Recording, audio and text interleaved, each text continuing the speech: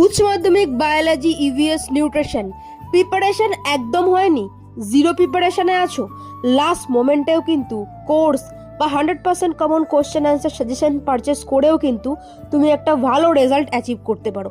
দেখতেই পাচ্ছ আমাদের স্টুডেন্টদের এখানে রেজাল্ট কি আছে, এই একটা দুটো রেজাল্ট নয়। ডেসক্রিপশনে যাবে, প্রত্যেক বছরের আমাদের স্টুডেন্টের রেজাল্ট রিপ্লাই বলে দেখে নেবে, প্রত্যেক বছরের এখান থেকে যারা পড়াশোনা করছে তাদের রেজাল্ট রিপ্লাই রিভিউ কি আছে। যদি তোমারও মনে হয় লাস্ট মোমেন্টেও আমি একটা ভালো রেজাল্ট করব, তাহলে কিন্তু তোমার কাছে এখনও সুযোগ আছে।